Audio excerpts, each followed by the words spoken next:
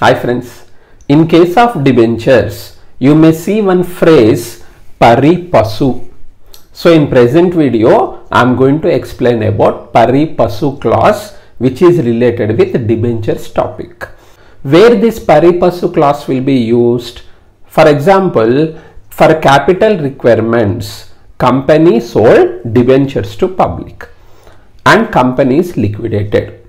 Now company has to return the principal amount to debenture holders. No, this pari passu clause describes how to return the principal amount to debenture holders. For example, in 2011 year, ABC Limited, a public limited company, collected 100 crore capital by selling debentures. In 2020, company is liquidated. Now, there is a principal amount 100 crore. Company should return to debenture holders. No, on the basis of pari passu clause, company returns the principal amount to these people. Generally, a debenture contains pari passu clause. When debentures contain pari passu clause, what happens? All the debentures of a different series will rank together without priority of one over other as regards the charge created. So let us see the meaning of this sentence with one example. Suppose in 2015 year, a public limited company known as ABC Limited sold 70,000 debentures at the rate of 100 rupees to public. So company collected 70 lakh rupees in 2015 by selling debentures. And who purchased these debentures? Two debenture holders, A and B. For our convenience, I am taking minimum number of debenture holders. A purchased 50,000 debentures by investing 50 lakh rupees in the company. B purchased 20,000 debentures at the rate of 100 rupees each. So B's investment in the company is 20 lakh rupees. And these 70,000 debentures are issued with pari passu. What is the meaning of that? While selling the debentures to these two debenture holders, company clearly mentions that in future for additional capital, if we issue additional debentures to some people, then at the time of liquidation, while returning the principal amount, all are treated in the same manner. Equal ranking will be given to all at the time of returning the principal amount, so that in future they will not fight with the company. They will not argue that first we only purchase debentures, so out of that principal amount first preference should be given to us. In 2019 year, again company issued 30,000 debentures at the rate of 100 rupees each. So company collected 30 lakh rupees in 2019 by selling 30,000 debentures. And these 30,000 debentures are purchased by three debenture holders, C, D, E. C purchased 20,000 debentures, D purchased 8,000, E purchased 2,000. Now there are 5 debenture holders, A, B, C, D, E. Assume company is liquidated in 2020. Then liquidator sold company assets in the market and the sale proceeds is 1 crore 20 lakh rupees. Now company has to settle the due amounts of creditors. No, debenture holders are creditors to the company. First importance should be given to them. And observe here, to settle the dues of these 5 debenture holders, company needs 1 crore rupees. 70 lakh plus 30 lakh, 1 crore. And the available amount is 1 crore 20 lakh. As a sufficient amount is there, company can return their principal amounts properly. Here two series of debentures are there. No? In 2015, company sold 70,000 debentures. In 2019, company sold 30,000 debentures. Two series of debentures are there. If two or more than two series of debentures are issued by the company, generally company assigns serial numbers to them. So for this 70,000 series, assume company assigned 1. For this 30,000 series, company assigned 2. So two different series of debentures are there. While returning the principal amount, these 5 members are given equal priority. Means same ranking will be given to all, because these 2015 year debentures are issued with pari passu clause. Suppose in 2020 company is liquidated due to financial crisis. So company applied for bankruptcy and company is liquidated. In that case, liquidator sold company property and 60 lakh rupees came. To settle the dues of creditors, company needs 1 crore rupee, but available amount is 60 lakh. So company cannot pay the full amounts to them now. Court has given one judgment, that is for 1 rupee 60 paisa should be paid to creditors. In that case, this 60 lakh will be returned to these 5 debenture holders on pro rata basis. Means proportionately company settles their due amounts. Proportionately means what? Based on the ratio of investment. How to calculate it? See, investment ratio. A invested 50 lakh rupees. So 50 lakh rupees is to B's investment 20 lakh. 20 lakh is to C's investment, D investment, E investment. So find out a ratio for their investment amounts. Then if you remove common zeros,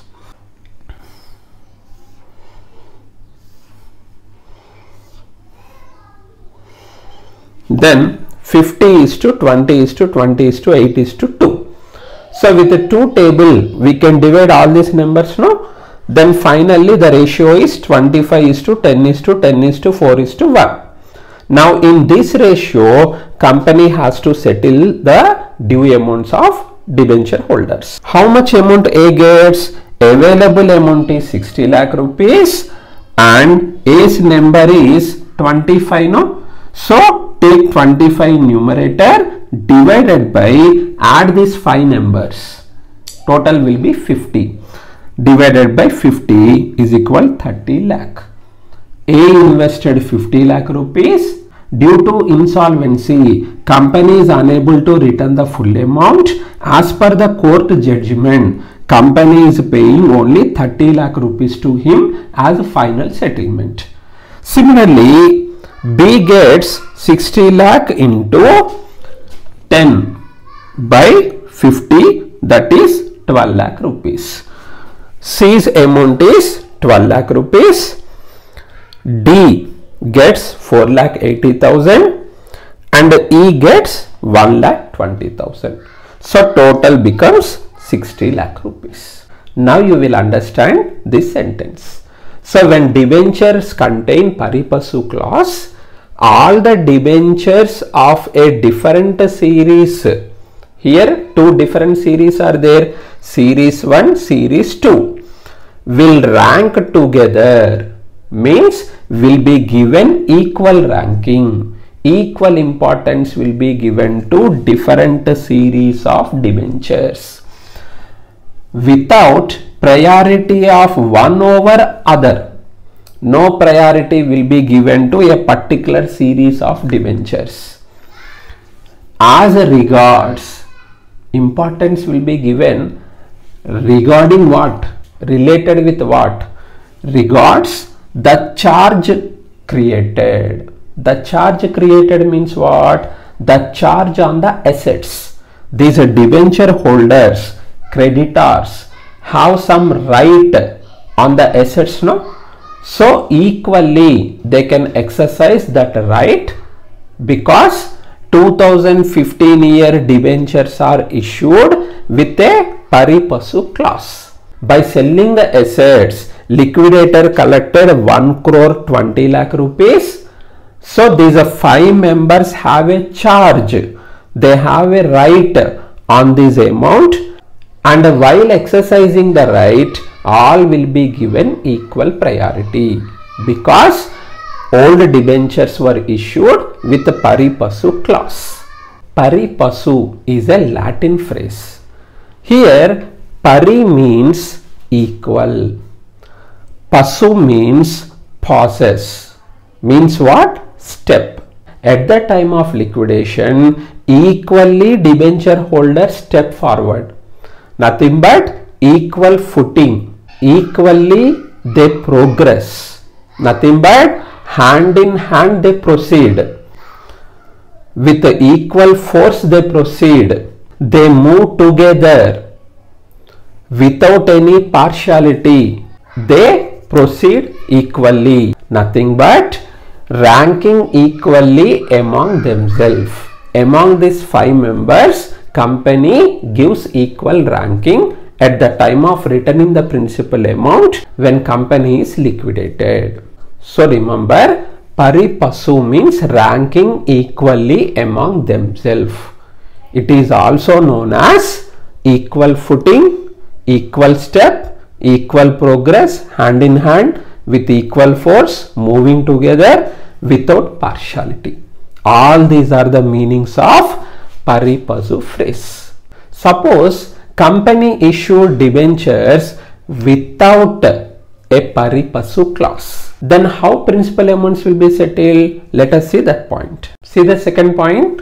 When there is no pari passu clause in debentures, the repayment to the debenture holder will be made according to the date of issue, and if all the debentures are issued on the same day, they will be payable in numerical order. The repayment to the debenture holders will be made according to the date of issue. Till here, let us observe. Take the same example. In 2015, when company sold 70,000 debentures to A and B, company issued these debentures without a pari passu clause. And in 2019, company sold 30,000 debentures to C, D, E. No? When company is liquidated in 2020, while returning the principal amounts to them, priority will be given to the debenture holders on the basis of date of issue. Therefore, first preference will be given to series 1 debenture holders. So after clearing their dues, if any amount is left over, that will be paid to series 2 debenture holders. So based on the date of issue, ranking will be given. And we will get one doubt. In 2015, 2 debenture holders are there now. So while returning the principal amount, first preference will be given to whom? Here also same point is applicable based on the date of issue. Suppose in 2015, company issued debentures to A on 1st April and to B on 15th December. So here first priority will be given to A. Then if any amount is left over out of this sale proceeds, that amount goes to B.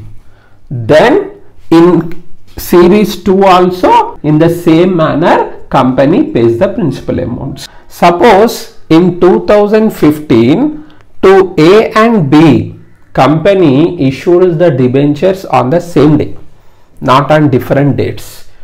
In this case, on what basis company returns the principal amounts to them? First priority will be given to whom? A or B? Here, see the continuation. And if all the debentures are issued on the same day, this case, they will be payable in numerical order.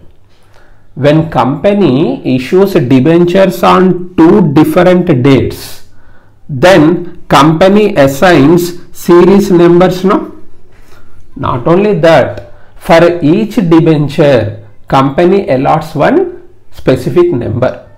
So based on that numerical order, amount will be returned to them.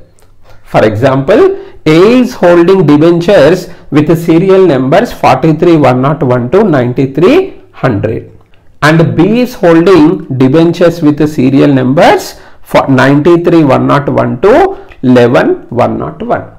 Now priority will be given to A. So after clearing his dues from remaining amount, company clears B dues.